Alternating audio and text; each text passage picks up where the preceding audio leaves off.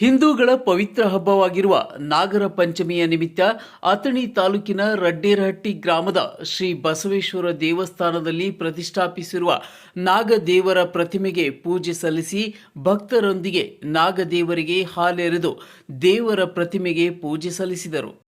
ನಾಗರ ಪಂಚಮಿ ಹೆಣ್ಣು ಮಕ್ಕಳ ಹಬ್ಬ. ನಾಗರ ಪಂಚಮಿಯ ಹಿಂದಿನ ದಿನ ಸಹೋದರಿ ನಾಗದೇವತೆಗೆ ಬೇಡಿಕೊಂಡರೆ ಸಹೋದರರಿಗೆ ಲಾಭ ಹಾಗೂ ರಕ್ಷಣೆ ಸಿಗುತ್ತದೆ. ನಾಗರ ಪಂಚಮಿ ಮಾಂಗಲ್ಯಪ್ರದ ಎಂಬ ನಂಬಿಕೆ. ಉತ್ತರ ಕರ್ನಾಟಕದಲ್ಲಿ ನಾಗರ ಪಂಚಮಿ ವಿಶೇಷತೆಗಳಿಂದ ಕೂಡಿರುತ್ತದೆ.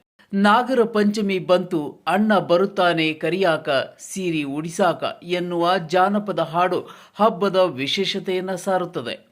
ಇದೇ ಸಂದರ್ಭದಲ್ಲಿ ಜೋಕಾಲಿ ತೂಗಿಕೊಳ್ಳುವುದು, ಖೋಖೋ ವಿವಿಧ ರೀತಿಯ ಕಾರ್ಯಕ್ರಮದಲ್ಲಿ ಭಾಗವಹಿಸಿ ಕುಣಿದು ಕುಪ್ಪಳಿಸಿದರು.